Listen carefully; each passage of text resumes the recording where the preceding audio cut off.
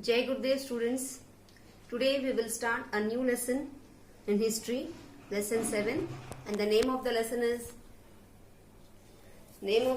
Education and British Rule. The lesson itself is telling that this lesson is we are dealing with the education during the British rule. Means as we have studied previously many lessons, and as what we understood is that though Britishers is to show, but they did not have any interest in the development of Indians. Same way, now we will talk about the education. Though Britishers, they showed that yes, they are really interested in developing the education, but actually they were not interested in developing the native education, that is education for Indians. But somehow or the other, few Britishers were also good and they wanted to change the traditional customs followed by the Indians. Traditional customs followed by the Indians, one example I will give you, that is Sati. Sati Pratha, as we know, this is a very bad custom followed by Indians, and this the British, they wanted to abolish it. It was very good that at least they taught something good for Indians. And now we will see what were the subjects they included in our education curriculum. They included simple subjects like Sanskrit, Arabic and few other languages. But economics, science, philosophy, these were the subjects not included in Indian education by the Britishers. That means only languages which was already known by many of the Indians. Only these subjects were included in our Pathshalas and Madrasas. But few of the Britishers like Warren Hastings, Sir William Jones and Charles Grant were some of the Britishers who really wanted to develop English education, especially for the British people, but also for Indians.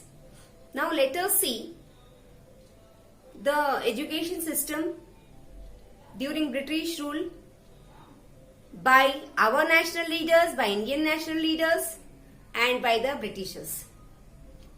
We will also study about the Wood's Dispatch and then Western education with special references by Mahatma Gandhi, Raja Ram Mohan Rai and many others.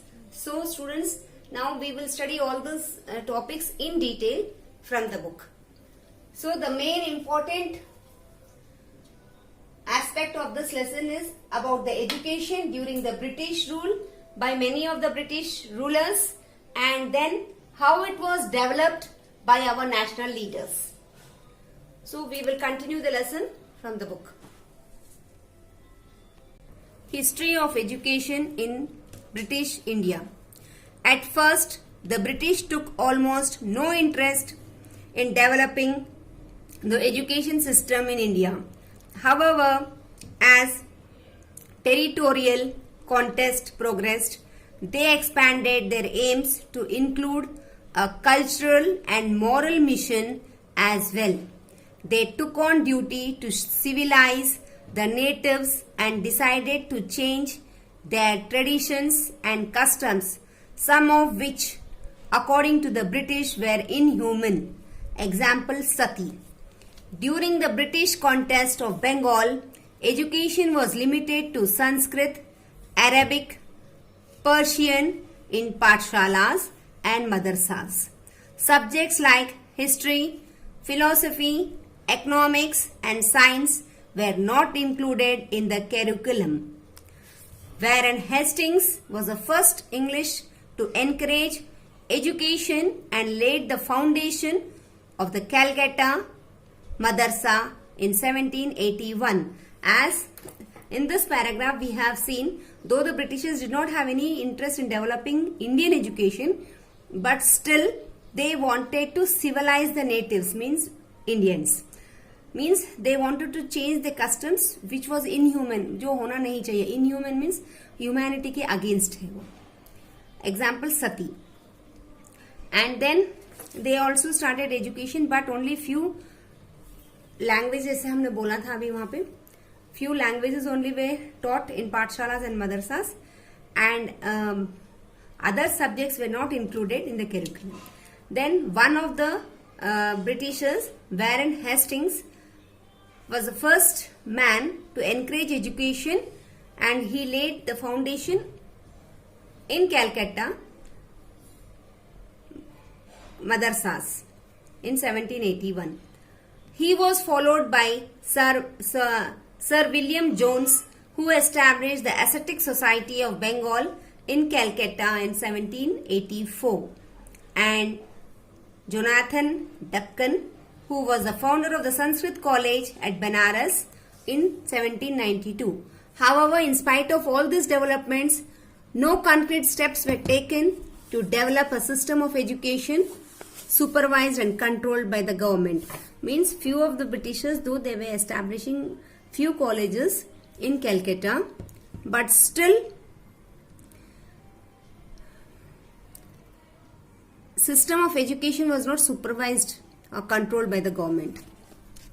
It was Charles Grant who first thought of a network of school for teaching English, but he was not successful in this regard. Means actually Charles Grant, he thought he will start English education, but he was not successful. When Grant failed, the Christian missionaries took the challenge to spread English education in India. William Carey was one such missionary who believed that the moral character of the natives would improve only through Christian education. The East India Company was opposed to the presence of the missionaries, as it feared that missionary activities would hurt the religious sentiments of the Indians. Means actually few Britishers were also ready to start the education, but we Indians, हम ये भी डरते थे कि शायद ये missionaries हम लोग को हर्ट करेंगे. For these reasons, Carey set up a mission at Serampore, which was under the Danish East India Company. In 1800, a printing press was established and a college in 1818. William Carey, you can see the picture, and here is William Jones. Carey inspired other missionaries like David Hare and enlightened Indians like Rajaram Mohan Rai. Together they established several English schools and the Hindu College, which later became the Presidency College of Calcutta. All these efforts could not be ignored by the government. Means efforts were taken by many people to start the education. In the company's charter in 1813, Parliament directed the company that a sum not less than ₹1,00,000 should be set apart each year for the introduction and promotion of knowledge of the science among the inhabitants of the British territories in India. Means government told at least ₹1,00,000 should be set apart, मतलब अलग रखना है, only for the promotion of knowledge.